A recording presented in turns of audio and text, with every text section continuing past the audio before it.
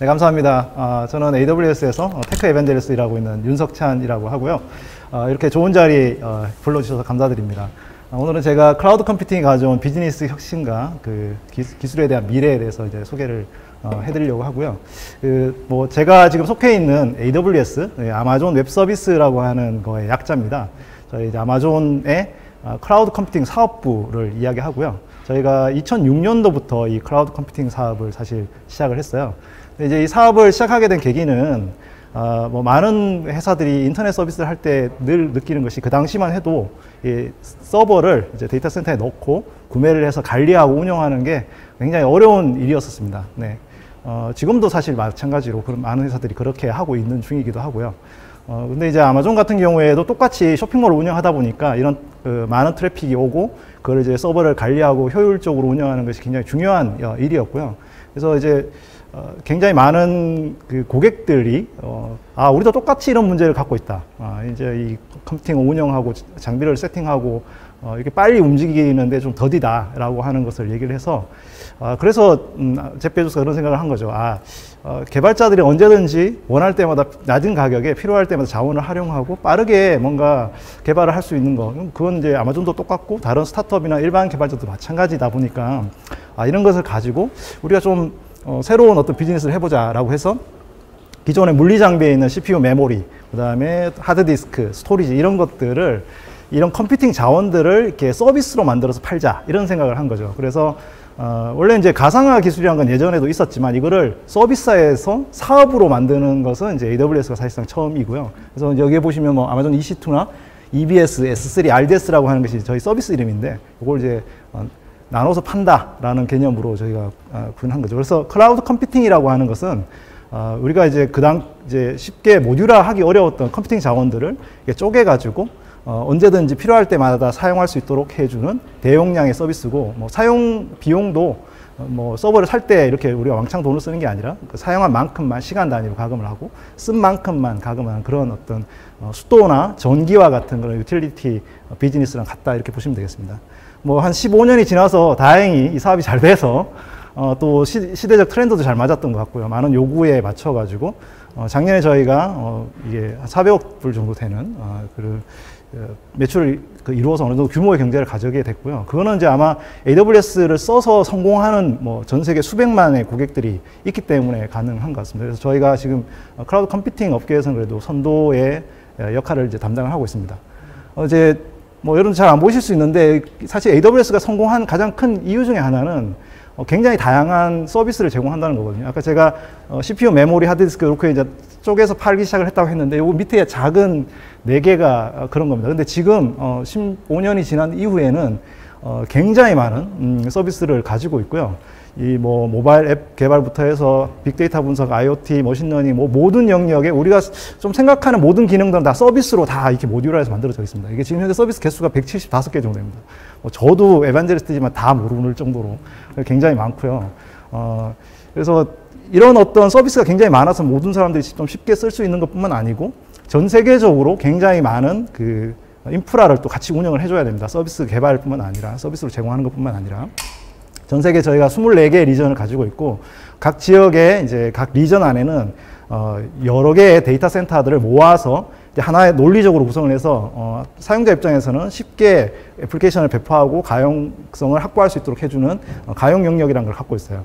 네, 지금 서울 리전 같은 경우는 이제 2016년도에 저희가 런칭을 했고 또 재밌는 건 뭐냐면 이런 이제 데이터 센터들을 전 세계적으로 이렇게 인프라를 갖고 있을 뿐만 아니라 최근에는 이제 5G망이 굉장히 중요하다 보니까 저희가 웨이브랭스라고 해가지고 이제 5G 네트워크 사업자들하고 같이 제휴를 해서 5G 서비스를 하기 위한 그 클라우드 서비스를 같이 제공을 하는데 브라이오존이나 KDDI나 그리고 이제 보다폰 그리고 한국 같은 경우 SK텔레콤하고 같이 저희가 제휴를 해서 이제 웨이브랭스 서비스 존을 이제 곧 런칭을 할 예정입니다. 근데 많은 기업들이 데이터 센터를 이미 갖고 있거나 전산실을 갖고 있는 경우에 클라우드하고 연결하는 것을 굉장히 중요하게 생각을 하는데 그럴 때 전용선으로 직접 연결할 수도 있어요. 클라우드가 그냥 인터넷에 어디 떠 있는 것처럼 생각하는데 그게 아니라 전용선을 이렇게 붙여서 이렇게 쓸 수가 있고요. 그러니까 저희가 97개의 저희 다이렉트 커넥트라고 하는 전용선 연결 지점이 있고 또 전 세계 200개가 넘는 저희가 CDN 제공을 해주는 팝도 가지고 있습니다. 컨텐츠 배포를 할 때 내 인터넷이 속도 가까운 곳에 CDN 팝이 있으면 사용자는 좀 더 빨리 받겠죠. 리전하고 멀지만 팝이 가까우면 훨씬 더 뭐 영상이나 이미지나 이런 걸 빨리 받을 수 있습니다. 그래서 200개가 넘는 저희가 팝을 갖고 있고, 이것들이 다 100개가 넘는 네트워크들로 구성을 하고 있어서 저희가 전용망으로 세팅을 하고 있습니다. 뭐 이 정도 보시면 AWS가 그냥 단순히 클라우드 서비스가 아니라 뭐 통신 사업자를 넘어갈 정도의 어떤 규모의 경제를 갖고 있구나, 이렇게 생각하실 수 있을 것 같아요. 이제 클라우드 컴퓨팅이라는 게 이점이라는 게 사실은 옛날에는 뭔가 투자를 해서 돈을 미리 선 투자를 해야 되는 일들, 굳이 그럴 필요 없고 언제든지 IT 자원들을 활용할 수 있다는 장점이고요. 두 번째는 아까 보여드린 그 170개 넘는 서비스가 있기 때문에 굳이 소프트웨어를 구매하거나 아니면 뭐 매년 프로젝트를 띄워갖고 뭐 새로운 걸 만든다, 이런 거를 굳이 안 해도 서비스들을 잘 조합만 해도 사용할 수 있다는 장점. 또 그렇다 보면 이런 어떤 비용들, 그러니까 뭐 IT 자원을 관리하는 비용, 그다음에 소프트웨어를 구매하는 비용, 이런 것들을 절감할 수 있기 때문에 내가 하는 비즈니스에 집중할 수 있는 것. 그리고 금방 보여드린 그 글로벌 인프라를 통해 가지고 한국에 앉아서 전 세계 어느 곳이나 쉽게 그 애플리케이션을 배포할 수 있는 장점, 이런 것들이 클라우드 컴퓨팅의 장점이고, 이런 것들이 비용뿐만 아니라 그 사업의 속도에도 굉장히 큰 영향을 주고 있는 거죠. 그래서 간단하게 제가 그 클라우드 컴퓨팅의 현재 상태에 대해서 잠깐 소개를 해드렸고, 오늘은 이제 제가 클라우드 컴퓨팅이 현재 가 어떻게 진화되고 있는지, 그리고 이제 특히 이제 인공지능 영역에서 어떤 영역으로 클라우드가 이게 영향을 주고 있는지, 그리고 향후에 이 클라우드 기술이 어떻게 발전할지 계속 살펴보도록 하겠습니다. 가장 먼저는 이 클라우드 컴퓨팅이 현재 어떤 그 영향을 주고 진화하고 있는지를 먼저 조금 살펴볼 텐데요. 아마 많은 분들이 아시겠지만 현재 그 IT 산업이 단순히 그 클라우드 컴퓨팅을 단순히 이제 어떤 산업산의 경계가 다 무너지고 굉장히 다양한 플레이어들이 기존 산업을 파괴하고 있다는 거거든요. 그렇게 되는 이유 중에 하나가 뭐냐면, 이 사람들이 클라우드 컴퓨팅이라는 어떤 도구를 가지고 남들이 할 수 없었던 그 속도와 그 다음에 그 자원을 가지고 기존 어떤 대기업들이 할 수 있는 그런 투자를 손쉽게 빨리빨리 진행할 수 있다는 거죠. 그래서 소매업부터 숙박업, 운송업, 방송산업, 뭐 금융, 부동산, 요식, 제가 뭐 여기 보여드린 이 회사들이 다 클라우드를 기반으로 클라우드 네이티브로 사업을 하는 회사들인데, 이 회사들이 기존 그 산업계에 있는 경쟁자들 언제든지 따라잡을 수 있게 된 거죠. 그냥 기존의 전통 산업에 있는 회사들이 전혀 없었던 경쟁자들이 나타나게 되는 그런 가장 큰 원인이 클라우드 컴퓨팅이 나올 수 있습니다. 제가 마켓컬리를 예를 들어 볼 텐데, 마켓컬리 같은 경우에는 식품 배송 사업을 하거든요. 식품 사업과 배송 사업의 양쪽에 다 미꾸라지 역할을 하고 있는 거예요. 2015년도에 매출이 29억이었는데 2018년 매출이 54배가 성장을 했습니다. 그리고 그렇게 성장을 했다는 얘기는 그만큼 트래픽이 늘어났다는 건데, 그걸 기존의 인프라를 뭐 서버를 사고 뭐 구매를 해서 뭐 몇 달 후에 그 세팅을 하고 이런 게 아니라 바로 클라우드 네이티브하게 바꿔가지고 클라우드 친화적으로 애플리케이션을 구성함으로써 유저들의 트래픽들을 바로바로 밟을 수 있다는 거죠. 만약 그렇지 않으면 어떻게 될까요? 사람들이 느리네, 그리고 뭐 게임 같은 걸 지워버리고 애플리케이션은 바로 쓰지 않게 됩니다. 그렇기 때문에 이런 그 회사의 성장이 클라우드가 밑바탕이 된다는 거고, 그냥 이런 스타트업뿐만 아닙니다. 일반 개발자들도 내가 원한다면 언제든지 서비스를 만들어서 런칭할 수 있는 장점이 있는 거거든요. 예를 들어서 코로나 맵을 만든 이분 같은 경우는 학생 개발자인데 240만 트래픽을 하루에 받았어요. 근데 이거를 자기가 할 수 있다면 어렵겠죠. 이제 트래픽을 충분히 그 클라우드를 통해서 확보할 수 있는 거죠. 그러니까 1인 개발자뿐만 아니라 스타트업들이 이런 어떤 그 부분에 큰 힘을 갖게 된다는 게 클라우드의 가장 큰 장점입니다. 그러다 보니까 이런 변화가 이미 와 있습니다, 현재. 그러다 보니까 전 세계의 글로벌 엔터프라이즈 기업들, 대기업들, 전통 산업에 있는 기업들이 디지털 전환을 하겠다고 하고 있고, 뭐 금융, 자동차, 제조, 농업의 다양한 영역에 있는 회사들이 이미 클라우드를 활용을 하고 있습니다. 이게 벌써 10년 전부터 이런 일이 벌어지고 있었던 거예요. 뭐 가장 대표적으로 이제 넷플릭스 같은 경우에는 현재 전 세계 영상 스트리밍 서비스를 하는데 클라우드 위에서 본인 자체 데이터 센터가 없이 AWS 클라우드 위에서만 서비스를 하거든요. 그 정도로 많은 회사들이 사용을 하고 있습니다. 제가 이제 그런 회사들을 어떻게 했는지를 잠깐 보니까 굉장히 오래전부터 굉장히 공격적으로 이거를 지원을 했다는 거예요. 가장 대표적으로 GE 같은 경우에는 2015년도부터 자체에 갖고 있었던 데이터 센터 34개를 3년 동안 4개로 줄이고, 그리고 이제 60% 넘는 워크로드를 다 클라우드로 이전을 했습니다. 코카콜라 같은 경우도 뭐 유닉스를 리눅스로 변환을 한다거나 14개월 내에 이 작업을 끝내고, 뉴스컵이나 가디안 같은 경우도 이 데이터 센터를 줄이고 다 클라우드로 옮기는 작업들을 가감하게 진행을 했다는 거죠. 제가 그 하나의 사례를 좀 말씀드리고 싶은 게 그 GE 에비레이션이라는 회사입니다. 이 회사는 비행기의 그 엔진을 만드는 회사예요. 제조사입니다.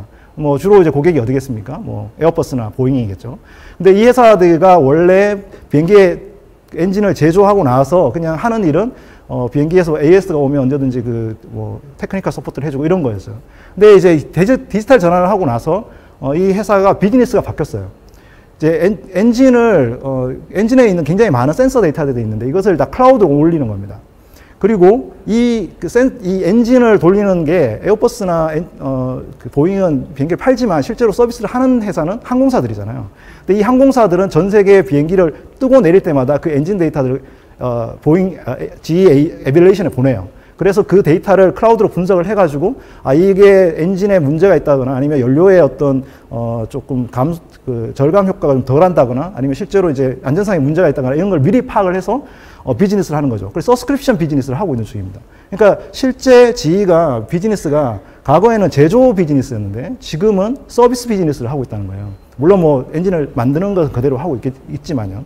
그래서 이렇게 기존 기업의 비즈니스까지 클라우드가 이게 바꿔주고 있다 이렇게 보실 수가 있겠습니다. 국내 고객들도 마찬가지예요. AWS 쓰시는 고객들 중에 삼성전자 같은 경우 2012년부터 이미 사용을 하고 있고 전 세계 그 모바일 앱 서비스들 대부분 다 클라우드 위에서 제공을 하고 있고 LG전자 같은 경우도 ThinQ 스마트 IoT 서비스들 다 제공을 하고 있고요. 대한항공이나 이런 회사들도 지금 빠르게 지금 디지털 전환을 하기 위해 노력하고 있습니다. 뭐 방송국들도 마찬가지예요. 지금 매번 이제 총선이나 뭐 이슈가 있을 때마다 서비스 세팅하고 서버 세팅하고 이런 것들이 어렵기 때문에 클라우드를 잘 활용을 하고 있습니다. 최근에는 이제 금융기업들도 많이 사용하고 있고, 뭐, 소매기업들도 많이 도입을 하고 있죠. 이제 이런 그 비즈니스 환경의 변화와 그 경쟁장들의 변화들 뿐만 아니라 이 IT 자체 환경도 이 클라우드가 많이 바꿨는데, 과거에 물리 장비를 갖고 있으면 그래도 배부를 때가 있었어요. 뭐 서비스는 잘 안 돼도 내가 사놨다. 잘 될 것 같은 그런 느낌이 있었는데, 요즘은 그건 거의 필요 없고, 가상 서버로 옮기면서 가상 서버라는 것을 그냥 언제든지 버릴 수 있는 장비를 버리고 새로 세팅을 하고 필요하면 다시 띄우고 지우고 이렇게 할 수 있는 그런 상황이 된 거죠. 그게 조금 더 이 모듈화 된 것이 이제 컨테이너 영역으로 가는 거고요. 최근에 이렇게 서블리스라는 환경으로 바뀌고 있습니다. 그래서 사실 서버가 없는 건 아니지만 그 클라우드 서비스를 사용하는 입장에서 봤을 때 뒤에 서버가 아예 없는 것처럼 보이는 그런 환경까지 이제 구성을 하고 있는 거죠. 그래서 그 클라우드 서비스라는 것이 크게 한 세 가지의 어떤 그 영역을 갖고 있습니다. 서비스를 분류를 해보면 첫 번째는 우리가 요리를 쉽게 이렇게 해먹을 수 있도록 해주는 재료들, 그런 재료 프리미티브라고 저희가 부르는데요. 그런 재료들을 제공해주는 서비스들이 있고요. 근데 이제 그 재료를 좀 통해서 요리 잘 하시는 분들은 뭐 잘 해먹을 수 있는데, 그게 아니고 나는 좀 그냥 라면처럼 이렇게 그냥 완제품으로 나오는 거, 이런 게 좀 먹고 싶어. 그러면 이제 저희가 풀리 매니지드라고 하는 방식의 서비스를 제공을 해줍니다. 요거는 이제, 이렇게 바로 어느 정도 그 반제품 정도로 제공을 한다는 거고. 그 다음에, 이것도 내가 뭐 좀 관리하기 힘드니까 나는 그냥 프로그램 개표만 하고 싶어. 나는 그냥, 그 뒤에 관리라는 부분은 전혀 없고 싶어. 라고 하면 이 서버리스 환경으로 배포를 할 수 있도록 선택권을 주는 거죠. 그러다 보니까 아까 제가 170개가 넘는 서비스가 있다고 했는데 크게 서비스들이 뭐 컴퓨팅이나 데이터베이스나 스토리지나 뭐 모든 영역에서 이런 일반적인 프리미티브용 서비스, 그 다음에 풀리 매니지드용 서비스, 서버리스 서비스들이 이렇게 나눠져 있습니다. 그래서 언제든지 고객이 내가 원하는 요 크로드에 따라서 선택 가능하게 만들 수 있어요. 그러다 보니까 서비스 숫자가 점점 많아지는 거죠. 그래서 언제든지 이게 선택할 수 있다는 거고요. 그래서 뭐 예를 들어 삼성중공업 같은 경우에 현재 지금 자율주행 선박 같은 거를 제조하고 있는데 자율주행 선박 같은 거 서비스를 전 세계적으로 해야 되잖아요. 그러려면 어떻게 해야 될까? 지금 보시면 여기 이제 아이콘들이 막 보이시잖아요. 이 아이콘들이 다 AWS 서비스들입니다. 그래서 내가 원하는 기능들을 선택을 해서 이렇게 마치 빌딩 블럭, 레고 블럭 조립하듯이 조립을 해서 배에서 돌아가는 서비스, 그 다음에 선주들이 쓰는 서비스, 그 다음에 이것들을 관리해주는 서비스, 이런 식으로 구성을 해가지고 이게 구성을 할 수도 있고요. 또 하나 예를 들면 제가 그 코웨이의 그 공기청정기를 미국에 지금 굉장히 수출을 많이 하고 있는데 여기에 IoT 서비스를 만약에 도입하고 싶다. 그래서 뭐 알렉사한테 얘기해가지고 알렉사 통해서 끄고 켜고 뭐 이런 것들을 만들고 싶다 그러면 사실 코웨이는 뭐 사실 IT 기업은 아니잖아요. 그렇지만 좀 더 빠르게 이런 걸 배포를 하기 위해서 서버리스 기반으로 여기 있는 색깔에 있는 서비스들이 다 서버리스인데 뭐 IoT 서비스, 뭐 다이나모DB, 람다 이런 서비스들을 활용을 해가지고 이렇게 구성을 딱 하면 원하는 내 워크로드에 맞게끔 이 서비스가 돌아가게끔 구성할 수 있습니다. 물론 이제 안에 이제 애플리케이션들은 직접 만들어야 되긴 하겠지만요. 이제 이런 IT 환경의 변화는 단순히 이런 IT 인프라 환경의 변화만 있는 게 아니고 사실은 서비스를 만드는 방식 그리고 서비스의 변화도 같이 만들거든요. 이제 그걸 가장 단적으로 이제 경험을 한 회사가 아마존입니다. 아마존 같은 경우는 옛날에 쇼핑몰을 만들 때 모든 기능들을 이렇게 하나의 통으로 짜가지고 이렇게 만들었어요. 근데 그렇게 하니까 어떻게 되냐면 이게 하나의 기능들을 업데이트할 때마다 시간이 점점 느려지는 거예요. 왜냐하면 제가 할 때까지 날 기다려야 되고 뭐 그러다 배포가 계속 느려지고 배포가 느려지면 고객들한테 가는 서비스의 경험이 계속 안 좋아지죠. 그래서 굉장히 가감한 시도를 합니다. 2002년도에 이 서비스를 다 쪼갠 다음에 이것들을 분리를 한 다음에 각 서비스들을 하나의 팀들이 관리하도록 만듭니다. 그래서 그 서비스에 완전히 자율권과 독립권을 주는 거죠. 그래서 이것을 저희가 투피자 팀이라고 부릅니다. 아마존에서는. 아마존 지금은 다 투피자 팀으로 구성되어 있고, 투피자 팀의 의미하는 것은 피자 두 판으로 한 끼 식사를 할 수 있을 정도로 작은 사이즈의 팀을 구성해서 이 서비스를 운영하라는 거예요. 네. 그래서 지금 현재는 어떤 정도냐.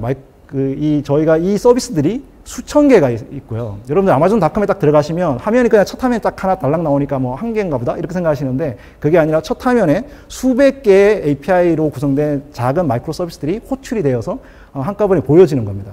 그래서 지금 현재는 이런 어떤 점조직으로 서비스가 구성이 돼서 운영이 되고 있다. 이렇게 보시면 되겠습니다. 이런 어떤 것이 클라우드에 아주 적합한 방식의 개발 방식인 거죠.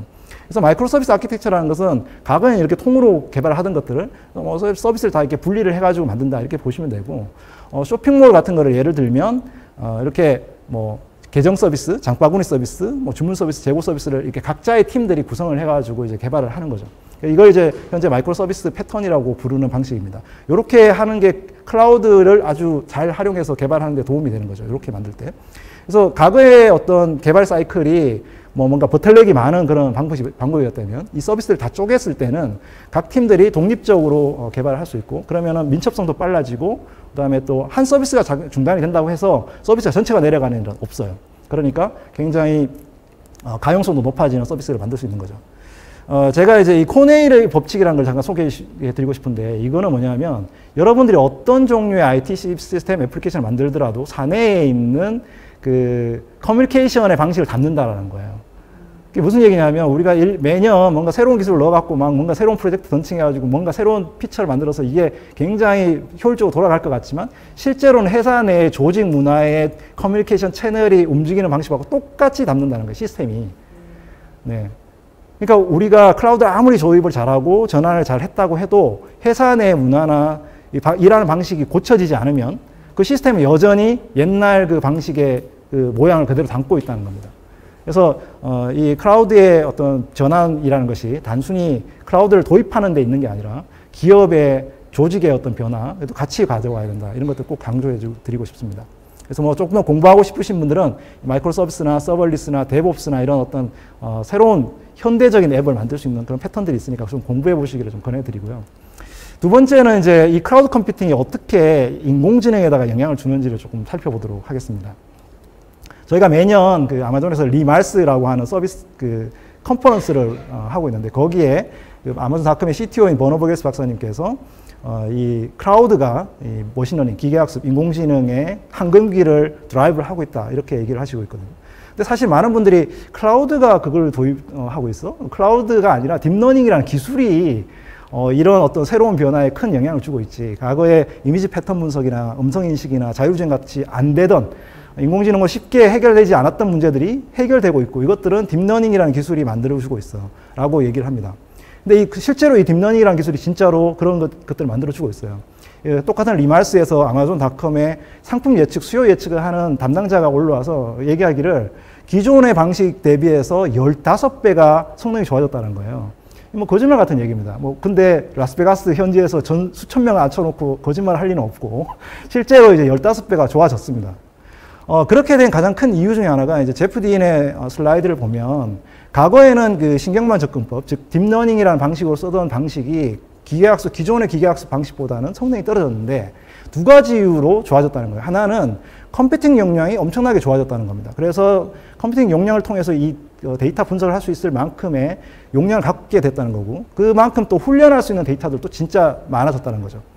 사실은 이제 인공지능, 이 AI의 딥러닝이라고 하는 원로는 사실 굉장히 70년대, 80년대부터 이미 있었던 것들이고, 그것들이 이 새로운 컴퓨팅 용량과 데이터를 만나서 좋아졌다고 볼 수 있거든요. 이제 알파고를 한번 생각을 해보면, 알파고 같은 경우도 알파고의 대국을 뒀던 실제 대국자는 저 태평양 건너편에 있는 수천 개의 서버로 만들어진 컴퓨팅 클러스터가 학습된 그런 모델을 통해서 대국을 뒀던 거죠. 여러분들이 만약에 컴퓨팅 클러스터를 만약에 만든다고 치면 이 굉장히 값비싼 그런 컴퓨팅 용량을 갖고 있는 뭐 CPU, 메모리, GPU를 사야 됩니다.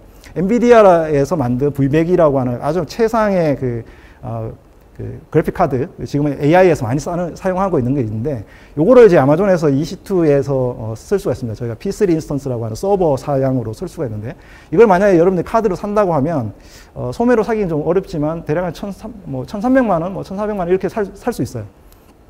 근데 이것도 뭐 개인들한테는 쉬운 비용이 아닙니다. 근데 이걸 이 P3 인스턴스를 서울 리전에서 만약에 쓴다면 시간당 5불에 사용을 할 수가 있어요. 이게 대략 한 컴퓨팅 그냥 평균적으로 한 100개 정도의 성능을 냅니다.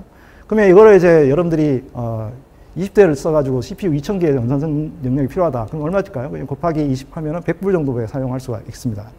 근데 뭐 이 비용도 사실 싼 비용은 아니에요. 그렇지만 이제 컴퓨팅 용량이 좋으면 좋을수록 모델은 더 빠르게 학습을 할 수 있는 장점이 있죠. 그래서 많은 컴퓨팅 용량과 GPU를 사용을 하면 모델은 점점 모델 학습 속도는 굉장히 떨어집니다. AWS는 우리가 여러분들이 생각하는 보다 훨씬 많은 컴퓨팅 용량을 갖고 있어요. 그렇기 때문에 어느 정도의 여분 용량들을 어느 정도 가지고 있고, 그 여분 용량들을 남기는 거는 좀 제죠. 그래서 그것들을 고객들한테 이렇게 사용할 수 있도록, 저렴한 가격에 사용할 수 있도록 해줍니다. 그래서 온디맨드 가격이 $5라고 하더라도 조금 남아야 도는 자원들을 만약에 한다면 뭐 한 70% 정도의 할인을 해서 사용할 수가 있어요. 그러면 기존에 아까 CPU 2000개의 성능을 갖고 있는 컴퓨팅 용량을 시간당 30불이면 사용할 수가 있습니다. 그리고 아까 말씀드린 대로 더 많이 쓰면 쓸수록 더 시간은 점점 줄어드는 거죠. 그래서 패스트 AI라고 하는 이 스타트업 회사는 이 클라우드를 사용을 해가지고 우리가 이제 가장 인기 있는 그 인공지능 모델, 이미지 모델 학습법 중에 레슨넷이라고 하는 게 있는데, 이것을 이제 학습할 때 이것을 사용해서 P3 인스턴스들을 굉장히 많은 클러스터를 사용해서 했더니 18분 만에 레슨넷 50의 모델을 93%까지 끌어올렸다는 거예요. 다른 회사들이 하는 수준만큼. 근데 문제는 뭐냐면 이 비용의 실제로 40불 만에 할 수 있었다는 겁니다.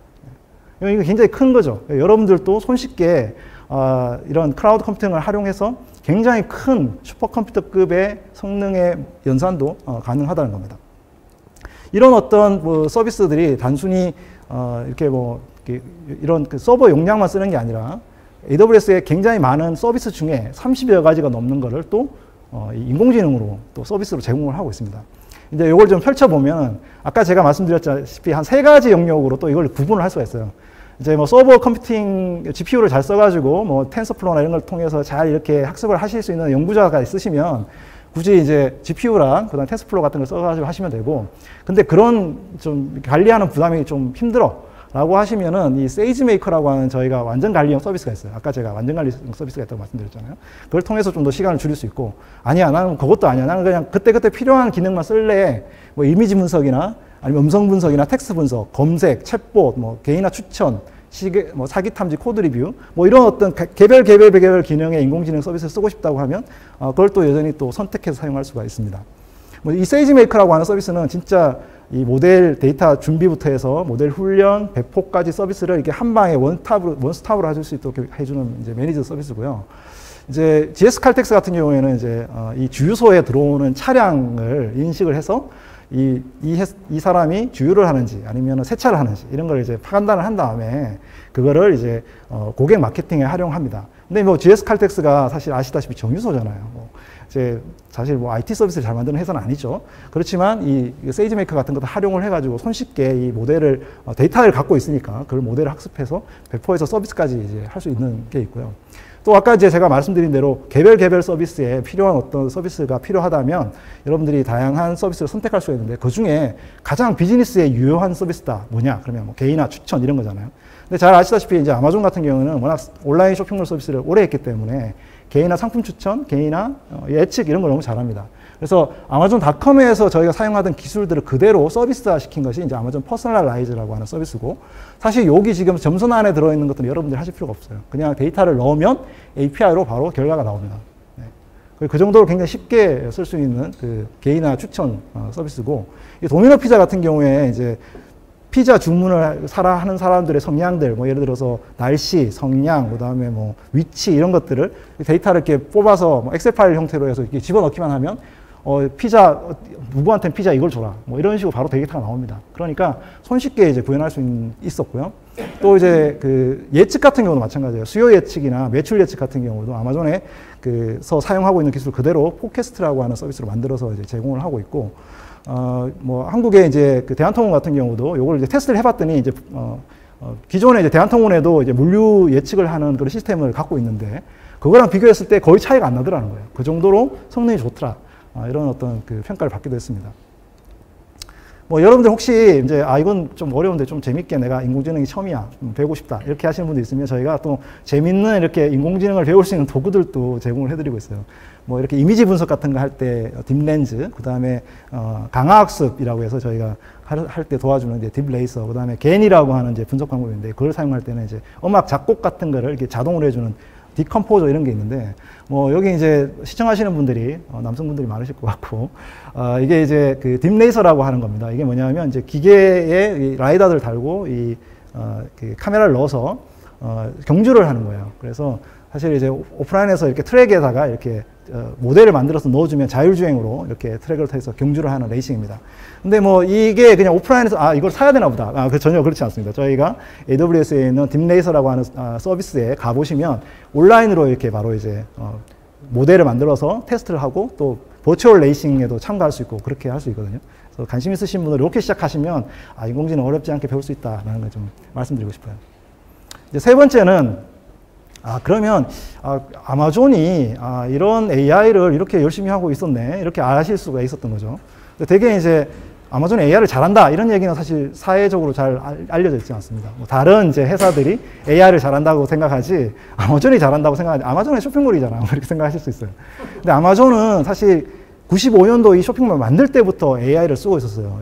이게 첫 화면인데 그 첫 화면에 보시면 그 아이젠 아이라고 해서 그 에이전트가 있었어요. 추천 에이전트가. 그래서 사용자가 책을 사면 책을 추천해주는 엔진들이 붙어서 리뷰나 뭐 이런 걸 통해서 이제 추천을 해줄 수 있는 것들을 계속 초기부터 만들었고, 그러다 보니까 99년도에 총 판매액의 35%를 이 추천 엔진을 통해서 운영이 된 거죠. 여기에 이제 딱 그 멈추지 않고 쇼핑몰은 또 어떻습니까? 이게 물건이 빨리 배송되는 게 중요하잖아요. 물건을 여러분들이 장바구니에 딱 담는 순간 그 물건이 사용자한테 어떻게 배송될지를 예측을 다 하는 거예요. 머신러닝으로. 그래서 어떤 동선으로 어떤 물건이 어디 위치에 있으니까 어떻게 쫙 플로우를 짜면 얘한테 뭐 언제까지 갈 거야 라는 것을 2014년도에 이미 예측을 하고 그 주간에 500억 회 이상의 예측을 하고 있었어요. 단순히 이렇게 예측만 하는 게 중요한 게 아니고 진짜 빨리 가야 되잖아요. 진짜 빨리 가게 하는 기술도 굉장히 중요한데 그 중에 이제 대표적인 것이 배송센터 안에다가 로봇을 활용하는 거거든요. 그 로봇을 통해서 물류센터의 어떤 좀 변화, 기존에 우리가 생각하지 못했던 이제 획기적인 변화가 있습니다. 제가 이제 아마존 물류센터를 잠깐 보여드릴 텐데, 이 아마존 물류센터 안에는 되게 우리가 생각하는 물류센터하고 달라요. 물류센터에 가시면 뭐 쌀은 쌀에 뭐 이렇게 라면에 이렇게 모여 있잖아요. 그게 아니라 이런 식으로 이게 빈이라고 하는 이 박스가 있고 이것을 로봇이 끌고 다니고 있습니다. 그 빈에는 실제로 이제 고객들이 예측한 그 물건 그 순서대로 패킹을 하는 사람한테 이게 갖다 줍니다. 이렇게 앉아서 그냥 기다리면 돼요. 옛날에는 찾아다녔는데 그래서 그냥 빨리빨리 패킹을 할 수가 있는 거죠. 뭐 이런 로봇들이 실제 그 아마존 물류센터에서 실제로 많이 사용을 하고 있고, 현재 그 저희가 2014년도 키바 시스템 인수한 이후로 진짜 많이 쓰고 있어요. 그러다 보니까 사람들이 생각하기에 아마존이 이렇게 로봇을 많이 쓰면 사람을 많이 짜내겠구나 이렇게 생각하실 수 있잖아요. 근데 실제로 그렇지 않은 게 이 새로운 직업도 많이 생기고 있어요. 예를 들어서 이건 뭐냐면 이분은 로봇 매니저입니다. 아침에 로봇을 조회를 하는 거예요. 그래서 아침에 별 뭐 아픈 로봇이 없는지, 그다음에 이제 문제 있는 로봇이 있는지를 이제 확인을 다 하고, 네, 이렇게 이제 다 끝났으면 이제 자, 집에 가. 그리고 이제 빨리 일해. 라고 이제 해주는 그런 로봇 매니저입니다. 로봇 매니저만 있는 게 아니라 이 로봇들을 이렇게 수리하고 관리하는 공학자들도 있고요. 그리고 이 로봇 안에는 다 머신러닝 모델이 들어가 있잖아요. 그러니까 그 모델들을 그 각각의 배송센터에 최적화하도록 만들어지는 데이터 과학자들도 이 물류센터에서 일을 하고 있어요. 과거에는 물류센터라고 하면 이렇게 굉장히 이렇게 일반 그냥 좀 단순 노동을 하시는 분이 많다고 생각하지만 실제로 이렇게 다양한 직종들이 물류센터에서 일을 하고 있습니다. 이 물류센터에서 딥러닝을 활용하는 것을 잠깐 예로 보여드리려고 하는데, 이것은 뭐냐면 아까 그 로봇 물류센터가 들어왔을 때 실제로 어떻게 자동 재고 관리를 빨리 하는지를 보여드리는 거예요. 처음에 이제 들어오면 사진을 찍어요. 그래서 그리고 얘가 이제 다시 갔다가 다시 오면 또 사진을 찍습니다. 그래서 뭔가 변화가 있는지를 탐지하는 거죠.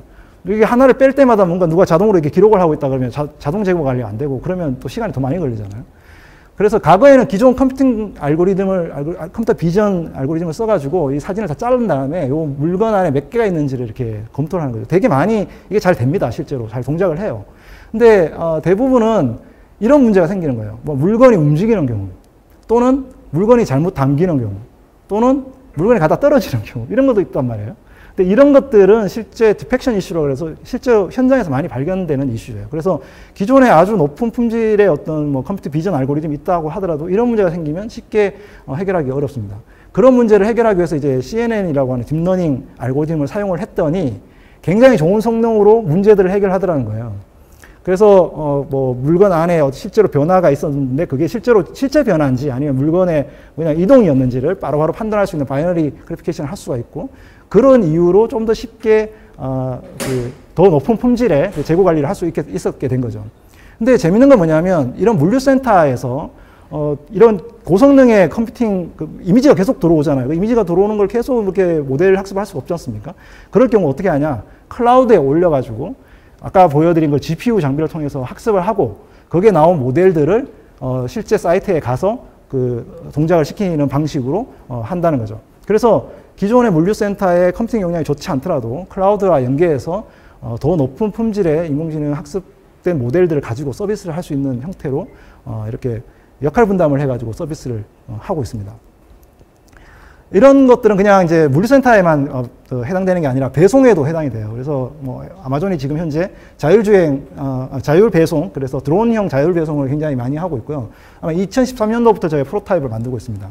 뭐 드론 배송이라고 하면 야, 한국에서 드론 배송이 될까 이렇게 생각을 하시는데, 이 드론 배송의 장점 중에 하나는 미국처럼 아주 넓은 땅에 원격지에 있는 고객들한테 30분 만에 이 물건들을 배송할 수 있다는 장점이 있습니다. 물론 대도시 지역에는 다른 수단이 더 빠를 수 있는데요. 근데 그런 수단들을 제공하려면 이 드론에 앞에 있는 모델이 있어서 앞에 바람이 부는지 장애물이 있는지 이런 것들을 다 학습하는 모델이 또 들어가 있어야 됩니다. 그만큼 인공지능 모델이 굉장히 중요하고요. 지금 보여드리는 게 시뮬레이션이 아닙니다. 실제로 이 드론이 운영되고 있는 모습들을 보여주고 있는 거고요.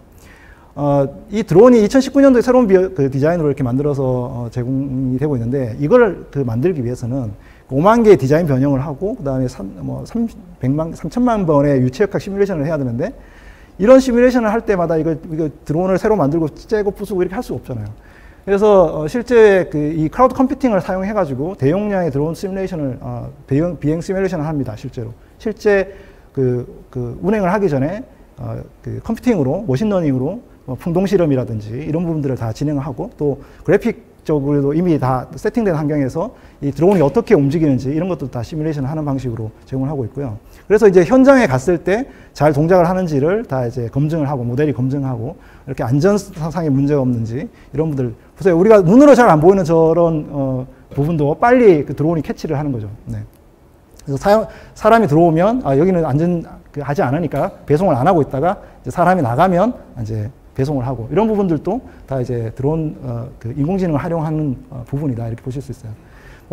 또 많은 분들이 알고 계신 것 중에 이제 아마존고 꼭 제가 한번 소개해드리고 싶었는데, 이 아마존고라고 하는 것은 기존에 우리가 쇼핑몰에 갔을 때 가장 문제가 뭐냐면 뭐 쇼핑하는 게 문제가 아니고 나갈 때 결제하는데 기다리는 게 제일 문제인 거예요. 그래가지고 그걸 이제 쉽게 해주는 그런 오프라인 매장입니다. 그래서 그냥 핸드폰만 찍고 물건 찍고 그냥 나가는 게 내가 원하는 거다. 네, 기다리지 않고 체크아웃. 이게 이제 무인 매장이라고 생각하시는데 그게 무인 매장이 아니고 빠르게 나갈 수 있는 그런 거죠. 그래서 이 기술을 할 때도 단순히 이제 컴퓨터 비전 기술, 딥러닝 기술, 센서 기술 이런 것들을 다 활용을 합니다. 실제로.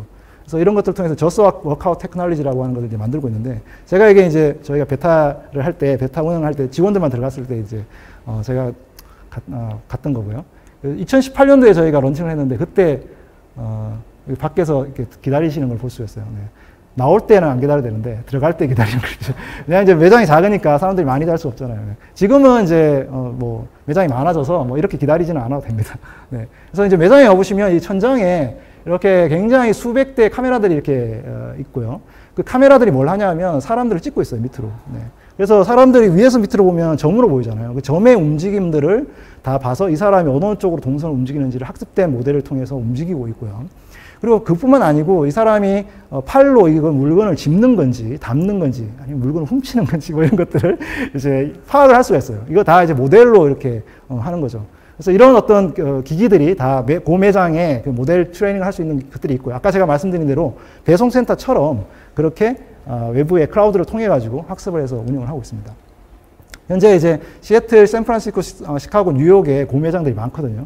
지금은 저희가 좀 여행을 하기 어렵지만 여러분들이 꼭 혹시 이제 여행을 가능한 시기가 되면 미국에서 꼭 한번 이 고매장을 한번 방문해 보시기를 좀 권장을 드리고요.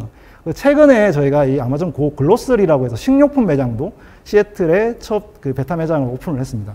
네, 그냥 이제 편의점에서 뭐 그냥 그런 매장이 아니라 이제 식료품을 사는 거죠. 그래서 뭐 따끈따끈하게 이제 이번 주에 사실 발표된 게 아마존 대시카트라고 하는 거고, 이 식료품 매장에 가면 식료품의 종류가 다양하잖아요. 그래서 이 대시카트는 어떤 거냐면 뭐 예를 들어서 뭐 식료품 바나나를 담는다든지 아니면 뭐 주스를 담는다든지 이렇게 담으면 자동으로 얘가 계산을 이렇게 해주는 거예요. 그래가지고 여기 보시면 이제 계산대가 있고, 그런 다음에 이제 그냥 자동으로 계산이 됐으니까 그냥 녹색 쪽으로 그냥 카트 끌고 나가가지고 그냥 차에 담으면 끝나요. 결제 라인 기다릴 필요가 없고. 이제 이런 정도의 이제 혁신을 하고 있다 이렇게 보시면 되겠습니다. 그래서 아까 제가 보여드린 게 추천이나 예측 외에도 그러면 AI 기반으로 있는 아마존이 진짜 잘하는 기술들 그 AWS 서비스로 하고 있나요? 이렇게 물어보시는 분들을 위해서 재밌는 서비스 한 두 가지 소개시켜드리고 싶은데, 하나는 아마존 프라우드 디텍터라고 하는 겁니다. 이거는 온라인 사기를 방지해주는, 부정 사기를 방지해주는 거예요. 이런 카드 도용이라든지 뭐 이런 것들을 해주는 거죠. 아마존이 잘하는 거겠죠. 잘 아시겠지만 전 세계에 저희가 쇼핑 운영하고 있으니까. 근데 이제 한국은 사실 뭐 카드 도용이나 이런 것들이 사실 좀 다르지만 해외에서는 이런 일이 진짜 많고요. 이거를 프라우드 디텍션 시스템을 구축하는 데 드는 비용이 장난이 아니게 많이 듭니다. 그래서 이거를 저희가 사전 만들어진 모델을 통해서 제공을 해서 아까 제가 보여드린 그 아마존 퍼스널라이즈 포캐스트처럼 데이터만 넣으면 바로 이렇게 이게 부정이다 아니다 이렇게 판별해주는 그런 API 서비스가 제공이 되고 있고, 뭐 혹시 이제 개발자분들이 있으시면 좀 관심 있으실 만한 서비스 중에 하나가 아마존 코드 글루라고 하는 서비스고요. 이거는 여러분들이 만든 프로그램 코드를 리뷰를 해주는 인공지능 선생님입니다. 여러분들 회사의 상사가 마음에 안 든다, 내가 코드를 줘도 뭐 이렇게 자세히 보지 않은 것 같아, 이러면은 이 코드 글루를 쓰시면 돼요. 이 코드 글루는 뭐 오픈소스만 아니고 아마존닷컴에 있는 소스 코드를 실제로 학습을 해가지고 만든 거고요. 이렇게 이제 아주 친절하게 이렇게 코드 리뷰를 달아줍니다. 이런 식으로. 뭐 GitHub이나 이런 데서 코드가 체인지가 되면 이 코드는 뭐가 문제고 어떻게 운영을 하세요 라고 하는 거 달아줘요. 근데 이제 여기서 머무는 게 아니라 진짜 중요한 게 있어요. 이 코드가 실제로 CPU 메모리를 많이 쓰는지, 네, 이런 것들을 이제 좀 알아야 되거든요. 그래서 저게 프로파일러라는 게 있어갖고 이 코드의 CPU 메모리가 진짜 많이 쓰는지, 실제로 비용을 많이 먹는지 이런 걸 판별해주는 기능도 있습니다. 근데 이제 제가 말씀드린 대로 이 서비스는 아마존에서 이미 쓰고 있는 서비스라고 말씀드렸잖아요. 아마존의 프라임 데이라고 하는 행사에서 저희가 이 코드들을 이제 이 코드 그루의 형 서비스에 넣었더니 대략 한 300% 정도 되는 그 CPU 유틸라이제이션이 있었던 거예요. CPU를 그전에서는 3배 이상 쓰고 있었던 걸 더 3분의 1로 줄였다는 거죠. 그럼 즉 다시 말해서 서버 세대를 한 대로 줄였을 정도로 성능이 좋은 거죠. 그리고 비용도 많이 줄이는 그런 어떤 그 성능도 있거든요. 그래서 이게 단순히 이게 코드를 잘 짜는 것뿐만 아니라 실제로 비즈니스적으로 이 비용을 효과적으로 해주는데 도움이 되고 있습니다. 그래서 뭐 AWS에 진짜 다양한 레이어의 인공지능 서비스가 있고요. 이거는 가입만 하면 누구나 쓸 수 있어요. 뭐 회사의 매니저한테 저기 좀 소프트웨어 사주세요, 이렇게 뭐 올리실 필요 없고요. 계정만 있으면 그냥 가서 해볼 수 있고, 프리티어로도 제공을 하니까 공짜로 뭐 한두 달 쓰는 것도 가능합니다. 그러니까 이제 인공지능 공부하시는 분들 꼭 한번 써보시길 바랍니다. 이제 마지막으로 그러면 이제 이렇게 진짜 비즈니스에도 영향을 주고 또 어떤 하는 일의 방식에도 영향을 주고 또 인공지능이라고 하는 새로운 트렌드에도 큰 영향을 준 이런 클라우드 컴퓨팅이 앞으로 어떻게 바뀔까 이런 부분들을 조금 살펴보고 마치도록 하겠습니다. 제가 굉장히 좋아하는 말입니다. 미래는 이미 와 있다. 근데 달리 널리 퍼져 있지 않을 뿐. 이미 미래는 와 있었다는 거죠. 제가 아까 디지털 전환을 한 그런 글로벌 리더들을 말씀드렸는데 이 회사들은 10년 전부터 이렇게 하고 있어요. 근데 지금 현재 많은 분들이 디지털 전환을 지금 해야 돼. 코로나 때문에. 그거는 이미 미래가 와 있었는데도 불구하고 알지 못했던 거죠. 그래서 지금 현재도 이미 미래는 와 있습니다. 여러분들이 잘 느끼지 못할 뿐. 그래서 그것들을 좀 느낄 수 있게 제가 몇 가지를 예를 들고 싶은데, 제가 아마존에서 매년 저희가 리말스라고 하는 행사를 한다고 말씀드렸잖아요. 이게 이제 작년에 라스베가스에 진행을 했습니다. 근데 뭐 올해도 좀 부득이하게 진행을 할 수가 없게 됐는데, 이 리말스에서 이 MIRS가 의미하는 게 머신러닝, 오토메이션, 로보틱스, 스페이스. 그러니까 앞으로 어떤 그 산업의 비즈니스에 큰 영향을 줄 만한 이 크게 네 가지 테마, 특히 아마존이 관심이 많은 이 네 가지 테마에 오피니언 리더들하고 같이 그 컨퍼런스를 하고 정보를 제공해주는 그런 행사거든요. 여기 행사에서 뭐 앞에 제가 좀 몇 가지 부분들, 뭐 머신러닝이나 오토메이션 부분에 대해서는 충분히 설명을 해드렸기 때문에 로보틱스와 스페이스 부분에서 어떤 변화가 있는지 좀 설명을 드리고 싶어요. 로봇 산업이라는 게 사실 로봇을 뭐 좋아하시는 분이 만들어서 뭐 장난감으로 사거나 아니면 로봇을 제조하시거나 아니면 그냥 이렇게 토이 형태로 운영하시는 분도 계시지만, 실제로 산업 현장에서 사용하는 로봇들은 정말 많거든요. 뭐 제조 현장에도 진짜 많이 쓰고 있고. 근데 이 로봇을 우리가 잘 운영한다는 게 사실 쉽지가 않아요. 마르스에도 가면 이 로봇 마르스 자체 안에 로봇이 있다 보니까 진짜 다양한 산업용 로봇들, 좀 인공지능을 활용한 모델을 활용한 진짜 똑똑한 로봇들을 많이 전시를 이제 하고 있거든요. 근데 실제로 여러분들이 이 로봇을 제대로 갖고 비즈니스를 하려고 하면 좀 쉬운 일이 아닙니다.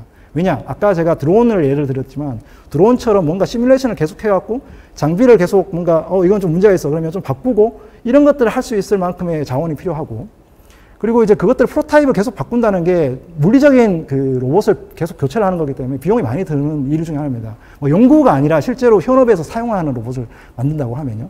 그리고 그런 어떤 시뮬레이션 환경을 세팅을 해가지고 운영하는 것도 쉽게 구현해서 만들기가 어렵죠. 그래서 AWS에서는 이 로봇메이커라고 하는 서비스가 있습니다. 이게 뭐냐면 클라우드에서 로봇 앱을 쉽게 만들어서 구현해서 운영할 수 있도록 해주는 거예요. 그래서 이 시뮬레이션 환경을 쉽게 구축할 수 있습니다. 이게 지금 로봇 청소기가 이 바닥을 어떻게 이렇게 주행을 하면서 청소를 하는지를 시뮬레이션 하는 겁니다. 그래서 이 로봇에도 운영체제가 있는데, 그 ROS라고 하는 오픈소스 운영체제의 프로그램 개발 환경이랑 시뮬레이션 환경 이런 것들을 만들어서 여기서 충분히 클라우드에서 테스트를 시뮬레이션 하고 그거를 이제 현업에서 프로타입을 만들어 볼 수 있도록 해주는 그런 종류의 서비스입니다. 그래서 이거는 그냥 웹브라우저를 통해 가지고 들어가가지고 이렇게 프로타입을 구현을 해서 어떤 그 환경을 줘서 시뮬레이션 할 수 있도록 만들어 주는 거예요. 그러다 보니까 전 세계에 진짜 이 로봇메이커를 사용하는 회사들이 이미 많이 사용을 하고 있습니다. 지금 뭐 나사 같은 경우에는 화성에 로봇들을 많이 보내서 탐사를 하고 있는데, JPL이라든지 뭐 아니면 레아라든지 뭐 이런 회사들이 학교뿐만 아니고 로봇을 연구하거나 산업 현장에 쓰는 회사들은 이미 로봇을 많이 쓰고 있고요. 뭐 이렇게 이 로봇을 실제로 그 운영하기 전까지 많은 비용들을 절감을 할 수 있었던 그런 이제 퓨처 로봇의 어떤 사례도 있고, 국내 같은 경우에도 우한 형제들에서 최근에 이제 이 배송 로봇 또는 그 식당에 어떤 주문을 받는 로봇을 만들고 있는데, 여기도 이제 로봇 메이커를 쓰고 있고, 두산그룹 같은 경우에도 이제 뭐 그 제조할 때 그 생산 공정에 쓰는 로봇들 이런 것들을 시뮬레이션 할 때도 이 로봇 메이커를 사용을 하고 있습니다. 뭐 이게 이제 지난 1월달에 CES에서 두산이 사실 CES에 처음 갔어요. 이게 거기 가가지고 이제 이거를 이제 전시를 한 거예요. 이 로봇이 이제 막 움직이면서 춤을 추고 있는데, 이 로봇이 춤을 추는 이런 모든 것들을 로봇 메이커를 통해서 이제 시뮬레이션을 하고, 그다음에 이걸 통해서 이제 그 전시도 하고, 실제로 이제 산업 현장에서 쓰는 로봇들을 클라우드 환경의 어떤 환경으로 실제로 쓸 수가 있습니다.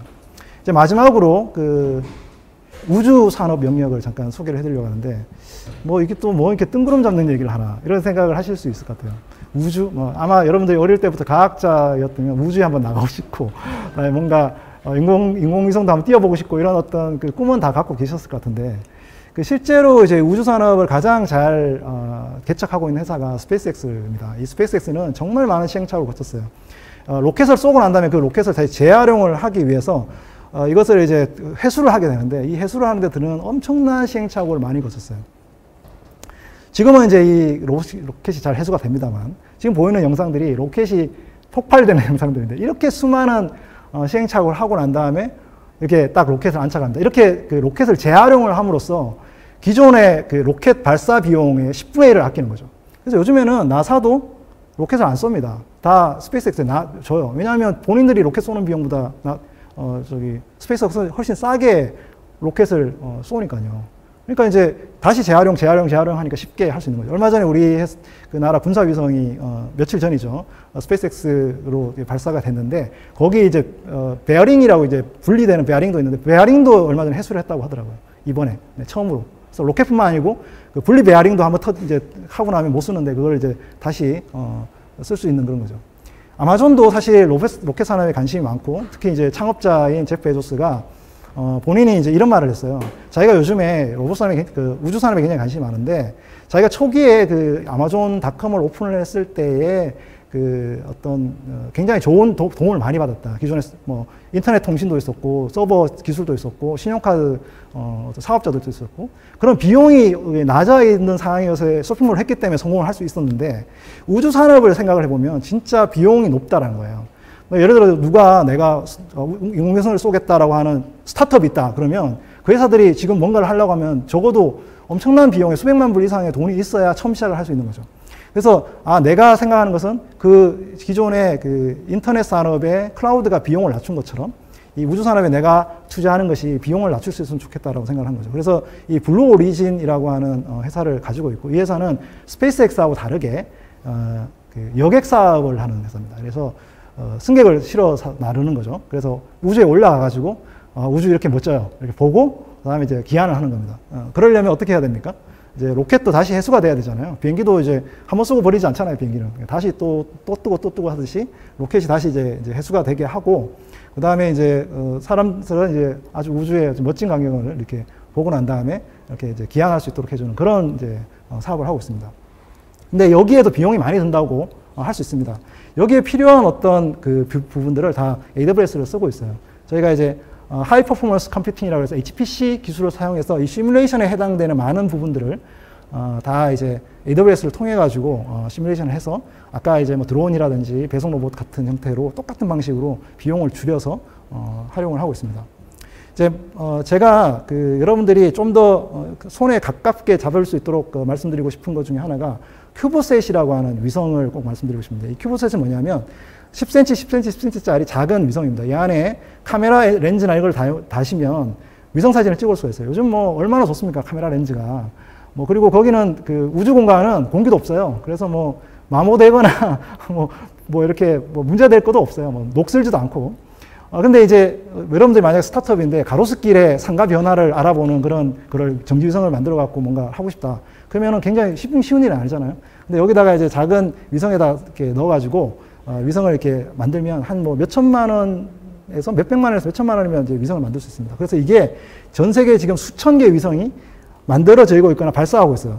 이거 어떻게 이 위성을 쏘냐? 아까 스페이스X 같은 회사가 큰 위성들을 이렇게 쏘게 됩니다. 근데 그 남는 공간들이 있어요, 여전히. 그 남는 공간에다가 작은 위성들을 이렇게 적재를 하는 거예요. 그런 다음에 그 저궤도에다 이렇게 뿌리는 거예요, 위성을 그냥. 예. 막 이렇게 그냥 던져버리는 거죠, 그냥. 그리고 이 위성은 이렇게 뭐 수명도 그렇게 길지 않아요. 뭐 6개월에서 한 1년 정도 하고 나면 그냥 사라집니다. 근데 그 사이에 어떤 필요한 어떤 것들을 하는 거죠. 네. 그래서 그 위성 발사 비용이 굉장히 저렴해졌어요, 지금은. 그래서 미국의 대학들이나 연구하는 회사들, 그리고 스타트업 하는 들도 충분히 위성을 쏠 수 있을 만큼 작아진 거죠. 근데 문제는 뭐냐면 위성이 아니라 위성과 데이터를 송수신하는 기지국, 우주국이 문제인 거예요. 한국 같은 경우는 이런 우주국 어떻게 해야 되냐. 항공우주연구소 가가지고 뭐 임대를 하거나 이렇게 해야 되고, 여기 우리가 접시 안테나 단다고 되는 게 아니에요, 이게. 그래서 많은 회사들이 또는 고객들이 이런 문제가 있다. 이게 지금 위성을 쏘면 뭐하냐. 이걸 이게 데이터 수신을 해가지고 분석하고 이런 게 필요한데. 그래서 AWS한테 이런 얘기를 많이 한 거죠. 그래서 AWS에서 그라운드 스테이션이라는 서비스를 만들었어요. 그래서 이거는 뭐냐면 위성을 제어하고 그 수신할 수 있는 그런 종류의 서비스가 되겠습니다. 이 서비스는 현재 그 미국뿐만 아니고 다양한 전 세계의 데이터 센터 위에 우주 지구국을 만들어 가지고 여러분들이 원할 때마다 언제든지 사용을 할 수가 있고요. 이거는 그냥 작은 회사뿐만 아니고 락히드 마틴이라든지 아니면 디지트 글로브라든지 원래 이 위성을 운영하고 있는 회사들도 고객이 돼서 사용을 하고 있습니다. 그만큼 여러분들이 우주 산업에 대한 어떤 가깝게 와 있다는 거죠. 이미 우리가 이걸 통해서 할 수 있는 비즈니스에 창출할 수 있는 비용이 엄청나게 낮아졌다. 이런 것을 이제 클라우드가 그런 걸 또 도와주고 있다. 이렇게 설명을 드릴 수 있겠습니다. 제프 베조스가 말한 마지막의 얘기를 통해서 이제 마무리를 하고 싶은데, 제프 베조스가 이런 말을 했어요. 여러분들은 다 빌드고 꿈을 꿀 수 있고 누구나 다 뭔가를 할 수 있다. 근데 그거를 하려면 거인의 어깨 위에서 봐야 된다는 거예요.